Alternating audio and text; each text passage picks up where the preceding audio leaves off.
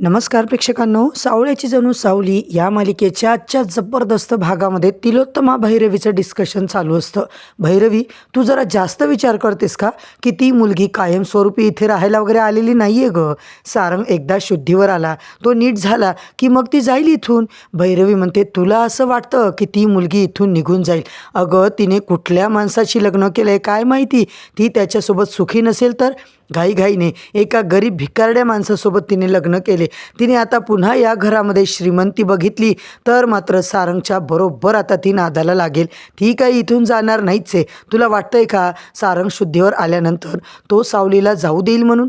तुला असं वाटतं? हे बघ तिलोत्तमा, मी तुला शब्द देते आणि तुला सांगते, सावली या घरातून परत जाणारच नाही आहे आणि ती इथेच राहणार आहे आणि सारंगला आपल्या बाजूने करेल. सारंग तर तुला माहितीच आहे, तो तुझं अजिबात काही ऐकत नाही. जर त्याने मनावर घेतलं तर तो अजिबातच सावलीला इकडून जाऊ देणार नाही आहे. मग तू काय करणार आहे?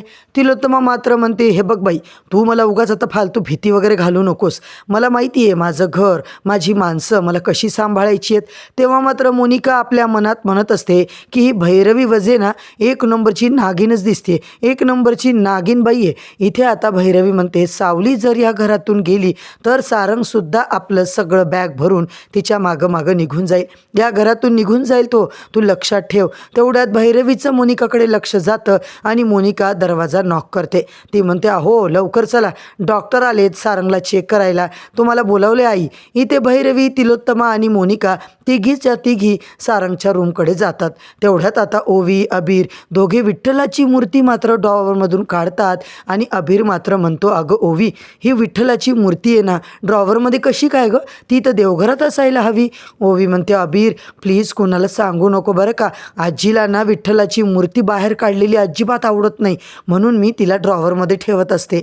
आणि प्लीज तू सुद्धा कुणाला सांगणार नाहीस ना? ओवी, टेन्शन घेऊ नको, मी कुणालाही सांगत नसतो बघ. चल आता देवाला आपण प्रार्थना करूया की बाबा लवकर शुद्धीवर आले पाहिजे. इकडे डॉक्टर सारंगला चेक करतात आणि सावलीला म्हणतात की तू सावली सारंगबरोबर बोलतेस की नाही, त्याच्याबरोबर गप्पा वगैरे मारतेस की नाही? तेव्हा डॉक्टर, मी सारंगबरोबर खूप चांगल्या पद्धतीने बोलते, पण त्यांच्यामध्ये अजिबातच काही इम्प्रूव्हमेंट दिसत नाही आहे. तिलोत्तमा, बाकी सगळे तिकडेच असतात. डॉक्टर म्हणतात की हे बघ सावली, तू सारंगच्या शेजारी बसून त्याचा हात हातात घेऊन तुझ्या आता हाताचा स्पर्श त्याला केला पाहिजे, खूप प्रेमाने बोलली पाहिजे, जुन्या आठवणी आठवण करून दिल्या पाहिजे. इकडे मात्र भैरवी तिलोत्तमाला आता इशारा करते. तिलोत्तमा म्हणते, अजिबात नको, काही गरज नाही आहे त्या गोष्टीची, हातात हात वगैरे घेऊन अजिबातच गरज नाही आहे. डॉक्टर, तो बरा होईल. डॉक्टर म्हणतात, हे बघा मॅडम, असं कसं पेशंटला तो त्यांच्या जवळच्या आवडीच्या व्यक्तीने जर स्पर्श केला ना तर जवळजवळ ते आता एकदम चांगले होतात, त्यांचे सेन्सेस काम करतात, त्याच्यामुळे ते लवकर शुद्धीवर येऊ शकतात. आणि बघा, आपल्याला पेशंटला बरं करायचे, मग त्यांची आवडती व्यक्ती सावलीच आहे ना, त्याजवळ असल्या, त्या बोलत राहिल्या तर ते लवकर बरे होतील. मोनिका मात्र म्हणते, डॉक्टर बरोबर बोलत आहेत. सावली, तू नुसती काय उभी राहतेस गं, नुसती काय बसतीस? सारंगच्या शेजारी बस. डॉक्टरनी जसं जसं सांगितलं आहे ना अगदी तू तसं कर. सारंगच्या शेजारी आता तुला बसायला पाहिजे, सारंगचा हात तू हातात घ्यायला पाहिजे, त्याला स्पर्श करायला पाहिजे. अगं लवकर सारंग बरा होईल ना, तुझी पण तर तीच इच्छा आहे की नाही? सारंगने लवकर आता जागं व्हावं, लवकर आता शुद्धीवर यावं. तेव्हा मात्र डॉक्टर म्हणतात, सावली मॅडम प्लीज तुम्ही बसा, सारंगचा हात हातात घ्या आणि त्याला आवाज देण्याचा प्रयत्न करा, तो नक्की प्रतिसाद देईल. इकडे मात्र सावली तिलोत्तमाकडे बघून घाबरल्यासारखी करते, सारंगच्या शेजारी बसते, त्याचा हातही हातात घेते. आणि इकडे मात्र आता डॉक्टर म्हणतात, हे बघा, आता सारंग उठत नाही तोपर्यंत तुम्ही त्याला सोडायचं नाही आहे. आता मात्र सावली सारंगचा हात सोडणार. तेवढ्यात प्रेक्षकांनो, सारंग आपल्या हाताने अक्षरशः तिचा हात घट्ट पकडतो. त्याच्यामुळे आता मात्र सावलीचा हात त्याने पकडल्यामुळे तिला कळतं की सारंगनी आत्ता हालचाल केली आहे, ते काहीतरी आता रिस्पॉन्स करायला लागलेत. तिलोत्तमा म्हणते, काय काय झालं डॉक्टर? सारंग आता आपला हात उचलण्याचा प्रयत्न करत असतो आणि मोनिका जोरात आता ओरडते, सारंग शुद्धीवर आला, सारंग शुद्धीवर आला, तो हालचाल करतोय, बघा बघा, सारंग आता इकडे होशमध्ये येतोय, सारंगमध्ये इम्प्रूव्हमेंट होतं आहे. आता त्याच्यामधला जो काही बदल आहे तो बघून सगळ्यांनाच चांगलं वाटतं, डॉक्टरांनाही चांगलं वाटतं. फक्त भैरवीचं तोंड मात्र वाकडं, तिला बिलकुल चांगलं वाटत नाही. मोनिका तर आता इतकी खट्याळपणा करते ना, टाळ्या काय वाजवते, ओरडते काय. इकडे ओवीसुद्धा बाबा म्हणून जोरात ओरडते. अबीर म्हणतो, अगं काय झालं, का ओरडतेस तू? अबीर, चल ना रे, बाबा बहुतेक उठला वाटते, आपण बघून यायचं का? आता मात्र तुला काय दिसलं गं? तू तेव्हा म्हणते ना माझे बाबा माझे बाबा, आता तू पहिले देवाची प्रार्थना कर, मग आता बाबाला जाऊन भेट. आता तुला खरं सांगू का अबीर, मला ना एक मंदिर दिसलं, आजूबाजूला सगळी जंगल आहे, रस्ता आहे आणि त्या मंदिरामध्ये. अबीर म्हणतो काय गो बाई, तुला काय दिसलं, भूतबीत दिसलं का? अगं आपण तिथे गेलो ना तर आपला सुपर हिरो बरा होईल, त्या मंदिराबद्दल आपल्याला कोणी सांगेल तर माहीत नाही बाबा, आता मी तर कधी गेले नाही रे. अबीर ओवीचं आता बोलणं चालू असतं. अमृता काकूला विचारायचं का, आपल्याला ती नक्की सांगेल. अबीर मात्र आता इकडे मूर्ती पटकन ठेवून देतो आणि ड्रॉवर पुन्हा बंद करून भैरवी तिलोत्तमाच्या मागे मागे आता इकडे रूममध्ये जाते. अबीर ओवी सारंगच्या रूममध्ये जातात. तेव्हा भैरवी म्हणते हे बघ काय केलंस तू, याचा काय अर्थ आहे? अगं या तुझ्या वागण्याला इथे काय आता व्हॅल्यू नाही आहे बरं का, तू इथे सरळ का निघून आली? सावलीला आपण हाकलून देणार होतो ना. तिलोत्तमा म्हणते भैरवी मी तिला कसं हाकलून देऊ गं, आता सध्या माझं सगळं लक्ष, माझा सगळा फोकस सारंगवरती आहे, त्याची तब्येतीवरती आहे गं. मला माझा सारंग लवकर बरा झालेला हवा आहे, त्या सावलीमुळे का होईना बघ, सारंग मात्र बरा होईल ना. इकडे आता मला त्याच्यासाठी मी काही करायला तयार आहे. अगं किती इम्प्रूव्हमेंट आहे बघितलं ना तू, चक्क त्याने हात हलवला आज, फक्त सावलीमुळेच ना. आता मात्र भैरवी म्हणते अगं मग त्या सावलीला काय इथेच ठेवून घेणारेस की काय तू? परत तुला या घरातली सून करून घ्यायचा विचार तर नाही ना? अगं तिचं लग्न झाले बाई, आता ती तिच्या आयुष्यात तिच्या लग्नात खुश नसेल तर? सारंगकडे पैसा आहे, गरीब माणसाकडे पैसा नसला तर तिचा डोळा तर इकडेच राहणार आहे. मला सांग तिच्या नवऱ्यापेक्षा सारंग आपला खूपच भारी आहे ना, तो काय भिकारडा कोण आहे देवालाच ठाऊक.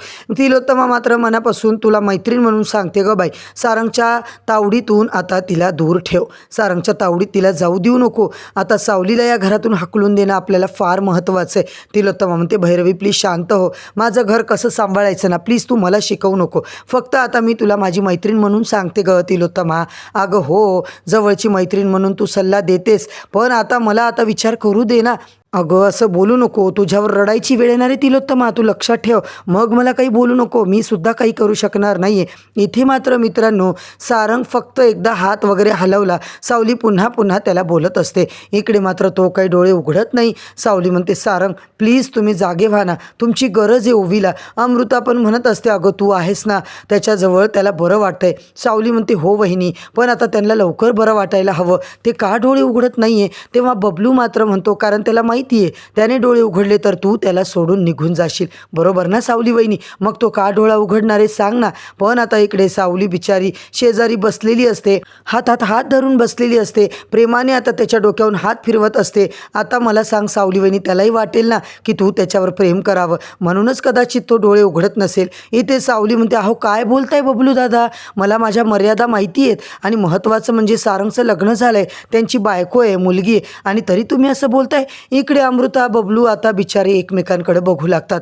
मोनिका तिकडे आलेली असते. मोनिका म्हणते काय भैरवी काकू कुठे गेल्या? आई हे घ्या तुमचा चहा, तुम्हाला बरं वाटेल. आता तिलोत्तमा थँक्यू म्हणते आणि म्हणते भैरवी काकू कुठे, त्यांचाही चहा आणलाय मी, आता वाया जाणार ना तो. तिलोत्तमा म्हणते अगं गेली ती चिडून, नुसती भांडखोरे, तिला तिच्या मनासारखं काही झालं नाही ना, ती आधीच अशीच करते, आधी अशीच वागायची, आताही तशीच वागते.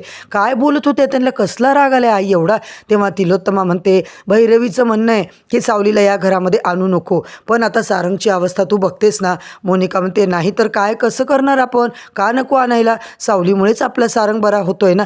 तिलोत्तमा म्हणते अगं हेच मी तिला सांगितलंय, मग ती सावली जर या घरातून निघून गेली तर ती परत येणार नाही आहे. आता मात्र सारंगचे सगळे वाट लागतील, सारंगचं वाटोळं होईल गं, या घरामध्ये आता सावली राहील अशी मात्र भीती त्या भैरवीला वाटते. मोनिका म्हणते हा नंतरचा विषय झाला आई, सावली असं का करेल, तिचंही लग्न झालंय, तिलाही मुलगा आहे, खरं तर आपल्या सारंगला बरं वाटल्यानंतर ती स्वतःच इथून निघून जाईल.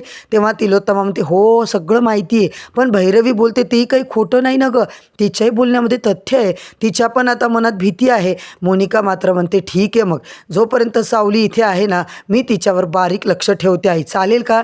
तेव्हा मात्र सावली जबरदस्तीने सारंगचा हात सोडवत असते. तो तिचा हात काही सोडायला तयारच नाही आहे, तो तिचा हात चांगला दाबून ठेवतोय. अमृता काकू मी सुद्धा आता घरी जाऊन येते, वहिनी तुम्ही सारंगवर लक्ष ठेवा, मी घरचं आता सगळं करून येते. असं म्हणून सावली अबीर आता जात असतात. अमृता म्हणते तू निवांत जा. बबलू, सावली वहिनी एकटी झाली आहे, तू नेऊन सोड. चल मी तुला सोडायला येतो वहिनी. अबीरला सुद्धा शाळेत सोडतो आणि इथे घरी सुद्धा आता मी येईन. आता चालेल ना? तेव्हा मात्र ते दोघं निघतात. प्रेक्षकांनो, सावली आणि सारंगला असं एकत्र बघून खरं तर अमृताला खूप चांगलं वाटत असतं. इथे मात्र उद्याच्या भागात अबीर ओवीला म्हणत असतो की ओवी, आपण एक गोष्ट आता मला कळत नाही आहे की तुझ्या बाबांना इतकं बरं नाही आहे तर तुझ्या आईचं नाव का नाही घेत आहेत, तरी पण ते माझ्याच आईचं नाव का घेत आहेत सावली सावली करून. तेव्हा मात्र ओवी म्हणते हो ना रे, मला पण कळत नाही आहे, बाबा फक्त सावली टीचरचंच का नाव घेतात. त्यानंतर इकडे प्रेक्षकांनो, सावली सारंग जवळ बसलेली असताना ती म्हणते सारंग प्लीज डोळे उघडा ना, उघडा ना डोळे प्लीज. तेवढ्यात तिकडे आलेली असते ती म्हणजे सुशीला. सुशीला म्हणते काय झालं सारंगला, तुम्हाला आता ती रडत रडत सुशीला विचारते. तेव्हा प्रेक्षकांनो, सुशीलाला तिकडे आलेलं बघून सावलीला खूप मोठा धक्का बसतो. आता मात्र उद्याच्या भागात नेमका काय धमाका होणार आहे हे सगळं जाणून घ्यायचं असेल मित्रांनो, तर चॅनलला सबस्क्राईब करा, व्हिडिओला लाईक करा. उद्या परत भेटूया नवीन भागाच्या नवीन रिव्ह्यूसोबत. तोपर्यंत धन्यवाद.